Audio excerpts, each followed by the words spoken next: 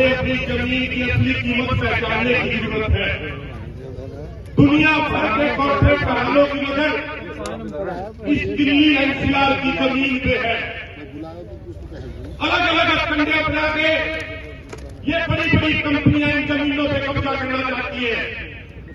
ये जमीन बहुमूल्य है, ये जमीन अमूल्य है।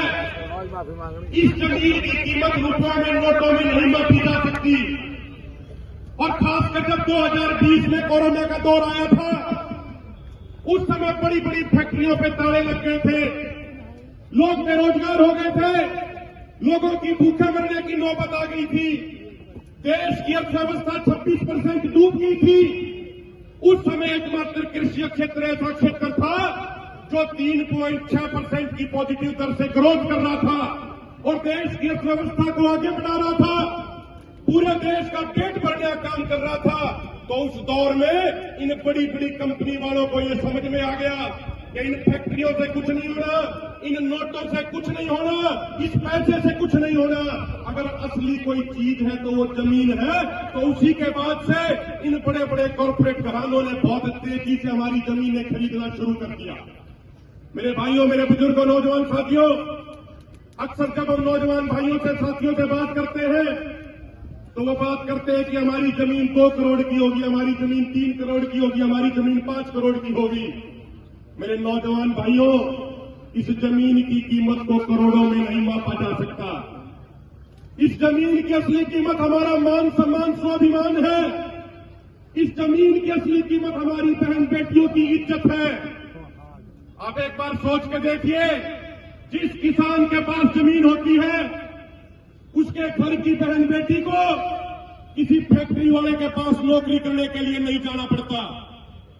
लेकिन जिस भाई के पास जमीन नहीं होती, मजबूरीवश उसके घर की बहन बेटी को बड़ी बड़ी फैक्ट्रियों में नौकरी करने के लिए जाना पड़ता है।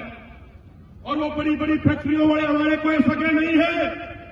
जिस दिन हमारे पास ये जमीन नहीं रहेगी और हमारे घर की बहन बेटियों को फैक्ट्रियों में नौकरी करने के लिए मजबूर होना पड़ेगा, तो फिर पता नहीं कि उन फैक्ट्रियों से हमारी बहन बेटियों की इज्जत भी सुरक्षित आएगी या नहीं आएगी।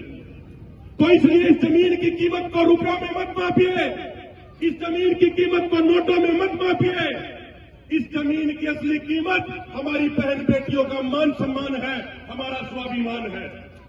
और मैं इस सरकार से एक बात कहना चाहता हूं, ये सरकार जहां भी जाती है लोगों को बांट के राज करने का प्रयास करती है, राज करने का काम करती है। कहीं हिंदू मुसलमान के नाम पे बांटते हैं, कभी जाट नॉन जाट के नाम पे बांटते हैं, कभी मराठा नॉन मराठा के नाम पे बांटते हैं, कभी पटेल नॉन पटेल के नाम पे बांटते हैं। लेकिन इन सरकारों को हम कहना चाहते हैं कि हम किसानों को ये नहीं बांट पाएंगे, क्योंकि मेहनत करना किसानों की जाति है और मेहनत करके पूरे देश का पेट भरना इन किसानों का धर्म है। आप हमें धर्म और जाति के आधार पर नहीं बांट पाएंगे।